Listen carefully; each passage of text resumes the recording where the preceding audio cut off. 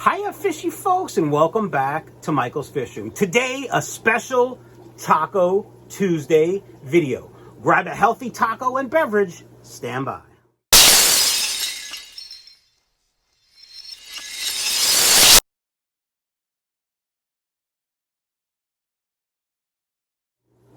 All right, fishy folks, welcome back to Michael's Fish Room. Today, a special Taco Tuesday video, basically because tomorrow, Wednesday, January 13th at 8 p.m. Eastern Time, I will be live streaming, giving away a ginormous package of Ocean Nutrition and San Francisco Bay brand food.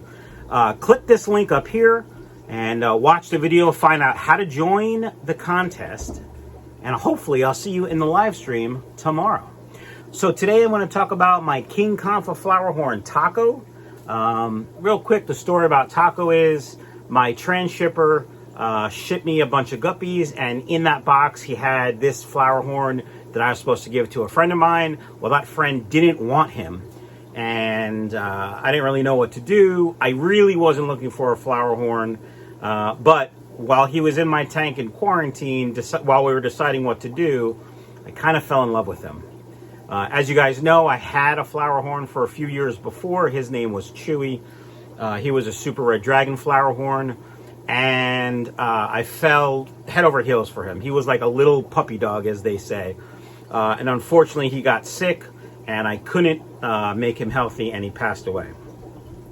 Shortly after he passed away, I actually took his tank down and sold it, and I put his tank was over here, and I put up 420 highs, and I breed guppies there now instead of a flowerhorn. So obviously, I wasn't ready for a new flowerhorn, but when I got this guy, I had this tank empty. I put him in there, and I quickly fell in love with him. He's got a great personality, a little bit different than Chewy, but you know, that's fine. So let's talk about him. So yes, right now he's in a 20-gallon high tank. That's not big enough, I know, but it's all I have right now. Now, actually, right now, he's fine in this tank. So a couple things with tank size, right? First, you have to make sure the water volume is enough to maintain water quality. I have an auto water change system. He's one fish, good filtration. The water quality is fine. The other thing is you have to make sure he has enough room to turn around without touching the sides of the tank. And obviously, he can still do that. You can watch him. He loves the camera. Anyway. So right now, he's fine. Yes, very soon, he will outgrow this tank. I would say in the next 3 to 6 months, he will be too big for this tank. And hopefully by then, I will have a 4-foot tank, which I'm going to put over here. When my wall is done, it's either going to be a 75 or a 90. If I can find a 125 cheap enough, that I'll buy that one. But more than likely, it's going to be a 75-gallon 4-foot tank, which is what Chewy was in before, so I know it's fine. Right now, his tank is about 86 degrees, and I feed him primarily Excalibur food. They have 4 different varieties. This is the regular flowerhorn food. I also have the Diamond Dust, which is for his pearling, the white spots, and the red that helps his red, obviously pop, and of course, Mass Effect, which for his cock. Flowerhorns typically don't like anything else in the tank. I do have the Millennium Falcon right there, which is sort of a tribute to Chewy. That was given to me by my friend Martin from supercichlids.com. And I decided to put it in this tank, kind of like I said, as a tribute to Chewy, my last flowerhorn. And of course, you can't really see it because it's right here, but that's Kathy. She's that naked mermaid statue I got from my friend Chris at the Lehigh Valley Swap, and he doesn't like her either. So what do you say I feed him and we take a look at him eating? Refill your healthy snack and beverage if you need to, tacos, and stand by. All right, fishy folks, we're here in front of Taco's tank. I'm going to feed some of this Excalibur. Premium ingredients, promotes vivid colors, increase head growth, and define pearls. Now, as I said before with the Excalibur, there's 4 different, we'll call them flavors for lack of a better term. This is the general Excalibur, but there's also stuff for Mass Effect for his head. There's Intense Red for obviously the red color, and of course the one for the pearling, which is called Diamond Dust. I forgot. All right, folks, let's feed a couple of Excalibur pellets, and then I'm going to do a live feeding, folks, so just be warned. He loves this Excalibur, I tell you what. I only fed him a few because I fed him a few times already today, filming different parts of the video that didn't come out great. So, yeah, he's going to get fat today, like me. Although he is eating healthy snacks and beverages, so. Beverages? I don't know what beverages he's eating. All right, fishy folks. Well, he's chilling, eating that stuff.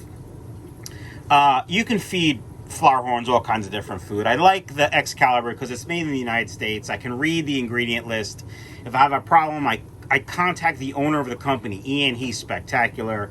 Great customer service, great product. I highly recommend it. Of course, I've already told you, all the food from Excalibur was donated to Taco and Michael's Fish Room. I would talk about it regardless if it was donated or not.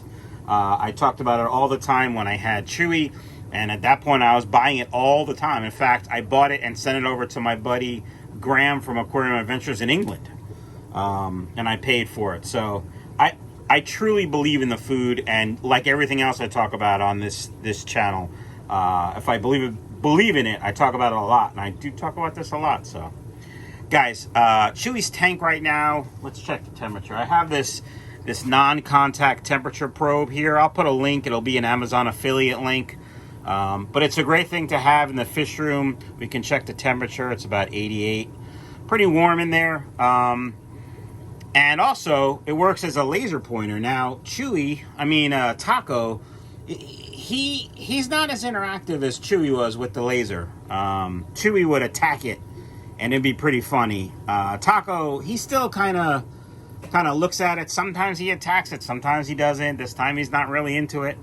But yeah, well, there it is right there. It's on him. See, it's on the glass. He's not really that interested yet. He will be, maybe when he gets a little bit bigger or he's in a bigger tank. All right, guys, I'm going to do a live feeding now. I know there's a lot of controversy with it. If you don't like it, shut the video off. Leave your comments. It doesn't bother me. But let me go get a cold. Stand by. All right, fishy folks. I'm going to do a live feeding with an angelfish with a jacked up dorsal fin. If you don't want to see it, turn the video off now. Okay, I'm giving you a couple seconds notice. If it doesn't bother you because it's a fact of life, great. Here we go. Get ready.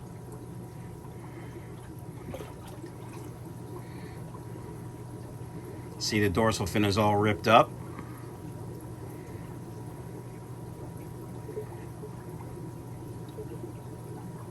He's not a very good hunter. Oh.